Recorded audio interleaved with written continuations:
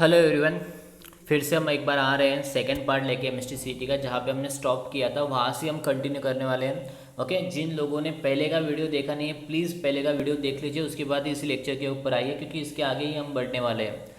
तो बात करते हैं उसके आगे की। जैसे कि हमने पीछे देखा था कि आपका पीसीबी और पीसीएम ग्रुप में हमने डिवाइड किया था। पीसीबी ग्रुप जो कि बायो से रिलेटेड है, उनमें बायोलॉजी के लिए एक स्पेशल ग्रुप 2 आ जाता है जिसके 90 मिनट्स मिलते हैं, और मैथ्स के लिए 90 मिनट्स मिलते हैं। अगर आप दोनों भी देना चाहते हो तो अल्टरनेट फॉर्मेट में आपका ये पेपर कंडक्ट किया जाता है।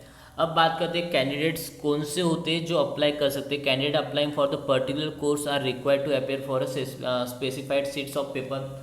आप लोगों को डिपेंड करता है कि आपको पीसीएम देना है या पीसीबी देता है। अगर आप चाहते हो कि सर हमको पीसीएम भी मतलब हमको चारों सब्जेक्ट के कोर्स देने हैं, मतलब दोनों ग्रुप देने हैं, तो you can also give the 2 groups. Okay, मतलब 1 घंटे का गैप होता है, 90 मिनट्स का, 1.5 आवर का गैप होके आप बायो पहले दे दो फिर बाद में मैथ्स दे दो। जनरली बायो पहले कंडक्ट किया जाता है। ओके, ऐसा कोई कंपलसरी रूल नहीं है, but most of the cases में वैसा ही होता है ना। तो अगर डिपेंड करता है कि आप किस तरह से आप पेपर को हैंडल करते हो।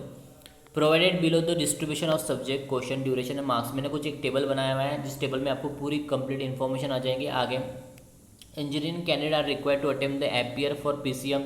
उन लोगों को पीसीएम कंपलसरी, उनको पीसीबी नहीं चलेगा।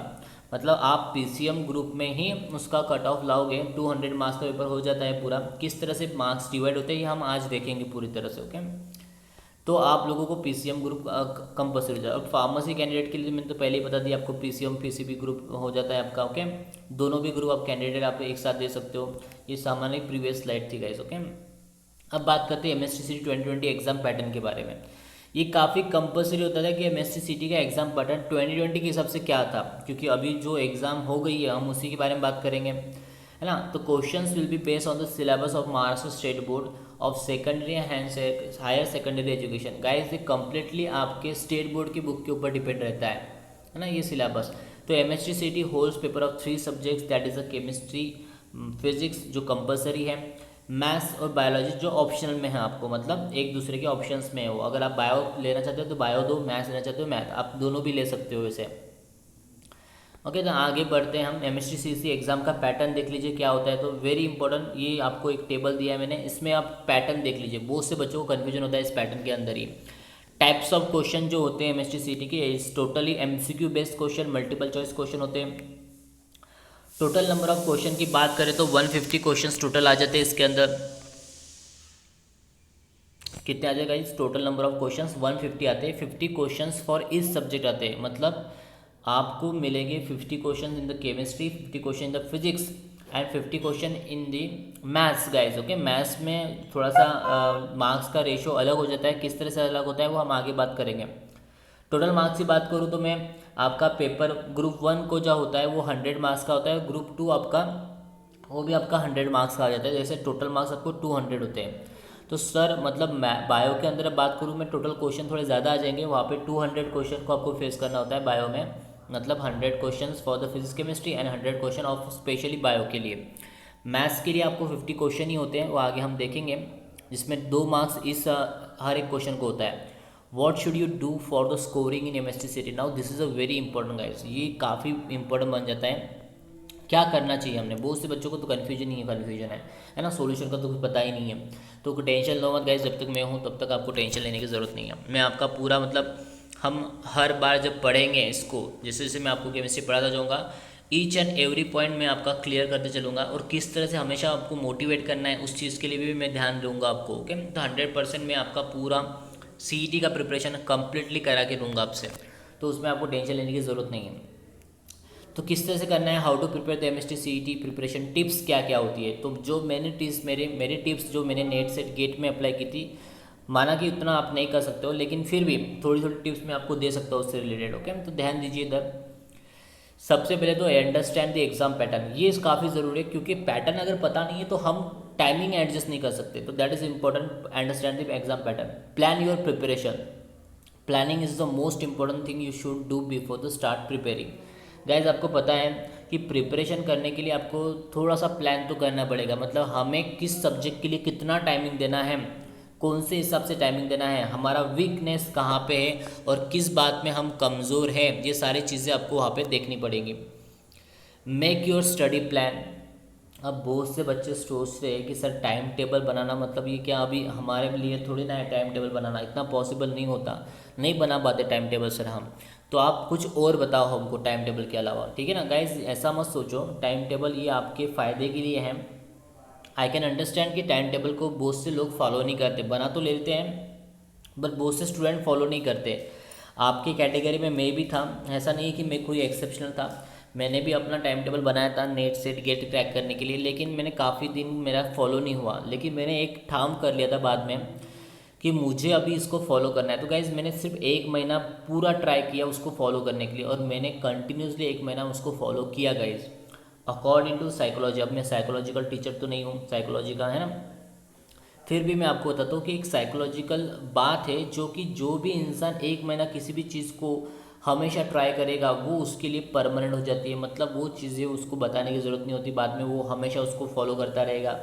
तो इन चीज़ों को आप भी ध्यान में रखो। 1 महीना ही आपको टाइम टेबल फॉलो करना है, उसके बाद आपको बोलने की ज़रूरत ही नहीं पड़ेगी, ये मेरी गारंटी है। आप देखो ट्राई करके। तो टाइम टेबल बनाओ, याद रखना जो अपना वीकनेस है उसको ज़्यादा टाइम देना है आपको। Okay, the study plan must be content overall strategy, है ना। फॉर इस स्ट्रेटेजी के लिए कंप्लीट स्ट्रेटेजी होनी चाहिए उसके अंदर। For example covering all the topics, हमें पता है कि सिलेबस क्या है, नहीं पता है तो एमएसटी सीईटी के आगे के वीडियोस में आपको मिल जाएगा, है ना। तो उसमें आपको पूरी इन्फॉर्मेशन मिल जाएगी, क्या क्या सिलेबस है, कितना कट ऑफ है, कितना प्रिपरेशन करना है आपको। तो रेगुलर रिवीजन होनी चाहिए। And the most important mock test guys, ये बहुत इंपॉर्टेंट है मॉक टेस्ट, जो मैं आपकी हमेशा कंडक्ट करता हूँ। डोंट वरी, मैं आपके सारे टेस्ट कंडक्ट करता हूँ, मॉक टेस्ट, ओके, जो ईच एंड एवरी सब्जेक्ट पे होती है, टॉपिक्स पे होती है ना। तो वो हमेशा हम कंडक्ट करते ही रहते हैं। वो क्यों ज़रूरी है, बहुत से स्टूडेंट अपने टेस्ट देने को डरते हैं यार, ऐसा मत किया करो ना।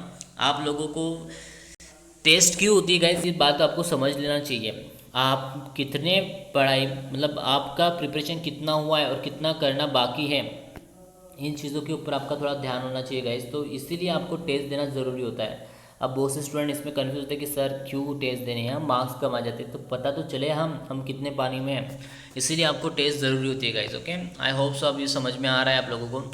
आगे देख लो, थर्ड नंबर क्या है, learn more shortcut tricks for all section.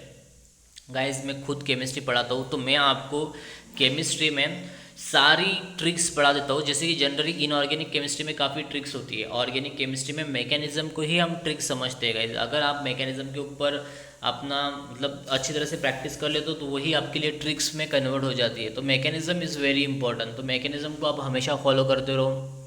वो अगर आपको ठीक से आ गया तो इट मीन्स कि आप पूरी तरह से उसके अंदर प्रिपेयर्ड हो गए। ऑर्गेनिक भी आपका इजी हो गया।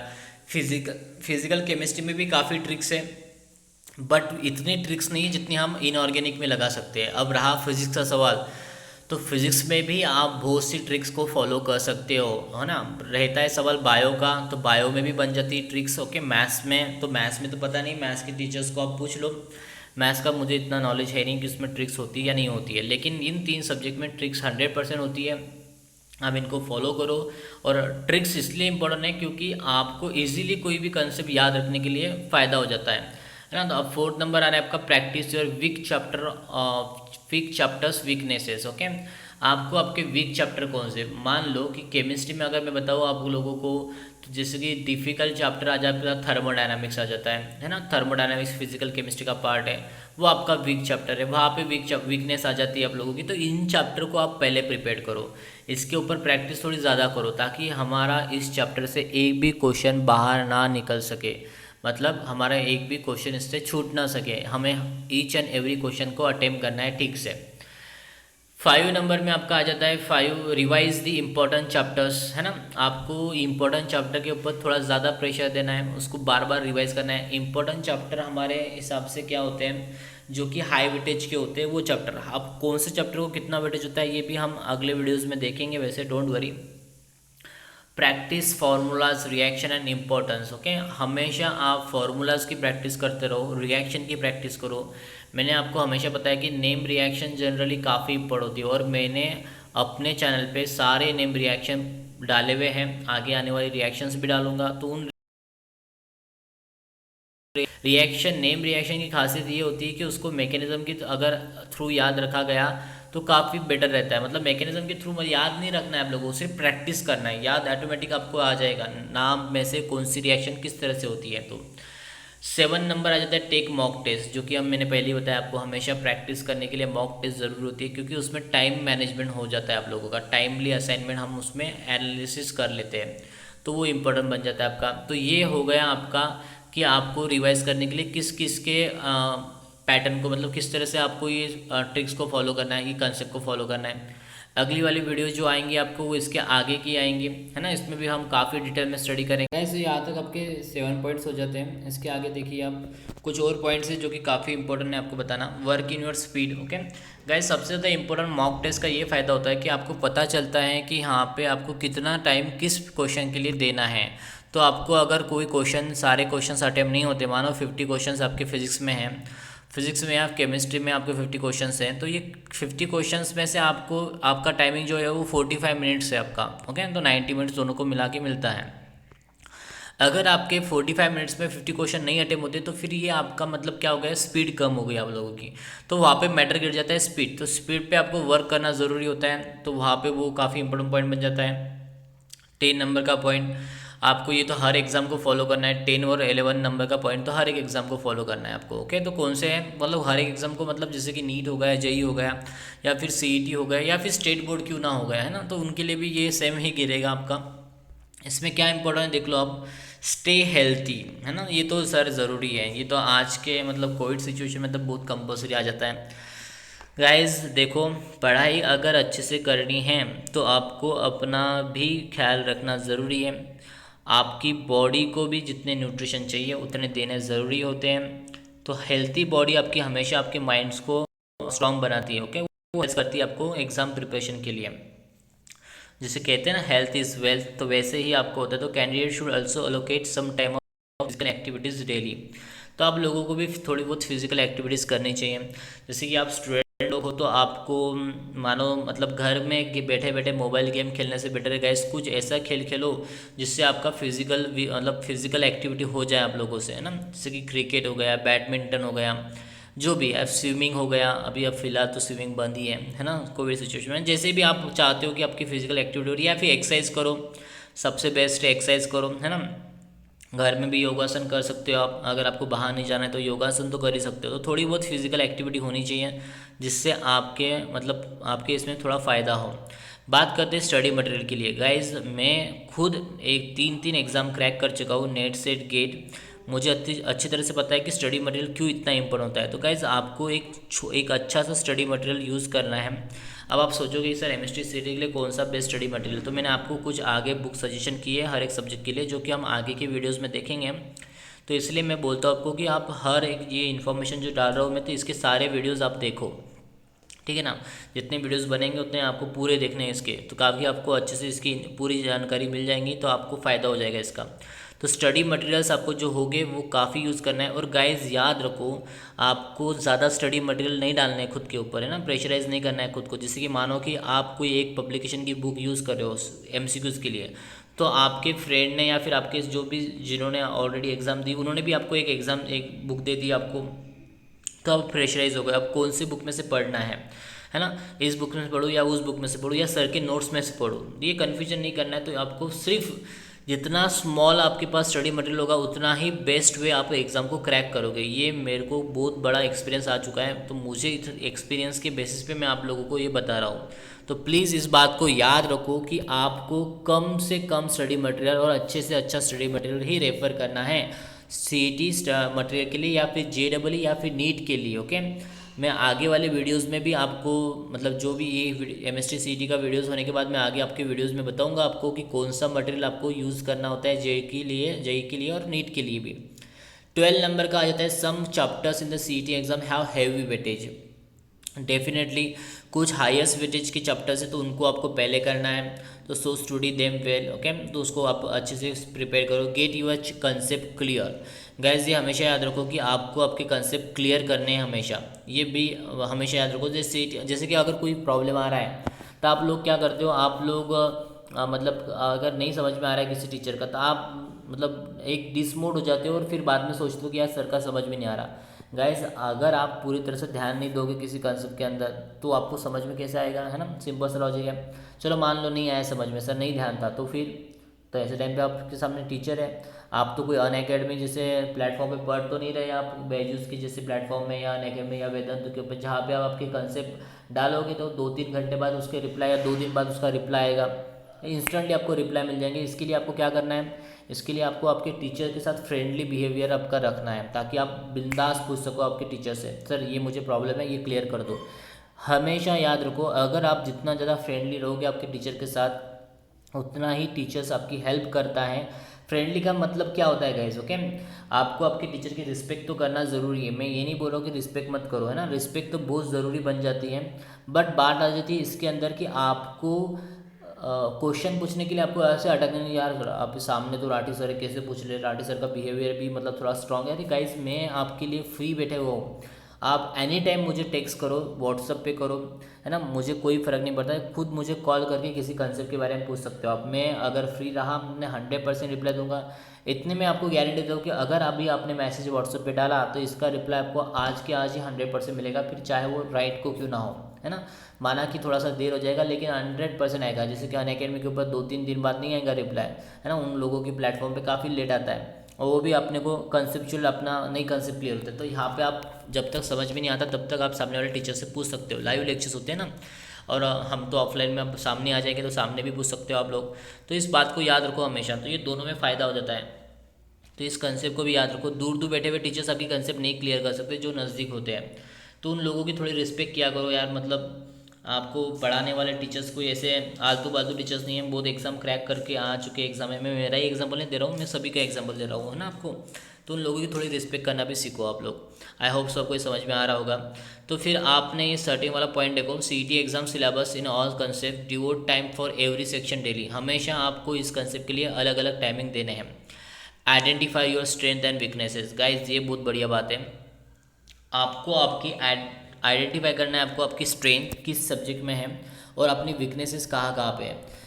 थोड़ा सा सर अलग ही लग जाता है कि ये आइडेंटिफाई कैसे करें हम, ओके, मतलब ये कैसे कर सके, तो इसके लिए टेंशन लो, मतलब मैं हमेशा आपको बताते रहूँगा कि आपका मतलब आपकी स्ट्रेंथ कहाँ पे होती है और आपकी वीकनेसेस कहाँ पे होती है। जैसे बहुत के स्टूडेंट को बताया मैंने कि उसकी जो मेंटलिटी पावर है वो कितनी है, किसकी ग्रास्पिंग पावर कितनी है, किसनी नहीं है ना, कोई कोई कंसेप्ट कितने जल्दी पकड़ लेता है, कोई पकड़ता नहीं है, तो इसमें कोई घबराने की चीज़ नहीं है।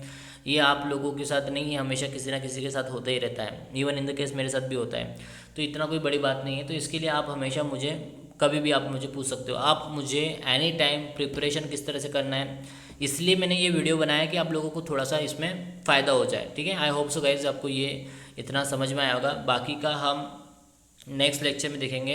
ये आपके सारे आपके ये हो जाते हैं जहाँ पे आपको वर्क करना होता है, ओके, तो ये सारे फॉलो करो, 100% आप क्लियरिफाई रिजल्ट लाओगे, इतनी मेरी गारंटी है। बट आप लोगों को पहले फॉलो करना पड़ेगा, तभी तो होगा ना ये, इसलिए बोल रहा हूँ कि आप लोगों प्लीज़ इसको फॉलो किया करो, ओके। तो when will continue next lecture भी देखो, क्योंकि बहुत बाकी है अभी, है ना, हमारा काफ़ी है, मैंने थोड़ा थोड़ा शॉर्टली बनाया है ताकि आप देख सको कभी भी ये लेक्चर्स, ठीक है। सो एवरीवन, अगर आपने सब्सक्राइब नहीं किया है तो प्लीज़ सब्सक्राइब कर दीजिए, लाइक करो वीडियो को और शेयर भी करो। ये वीडियोस आपके फ्रेंड्स को भी मिलनी चाहिए, उन लोगों को भी समझना चाहिए कि नहीं यार, मतलब ये होता है एमएसटी सीईटी और इस तरह से प्रिपरेशन करना होता है। हमेशा गाइज याद रखो, अगर खुद का फ़ायदा देखोगे तो उसमें क्या है, ऊपर वाला अपने को माफ़ नहीं करता, खुद के फ़ायदे के लिए कभी भी अपने को प्रॉफिट नहीं देता। सक्सेस लाना है ना, सबको लेके चलना पड़ता है, तो इन चीज़ों को भी याद रखा करो।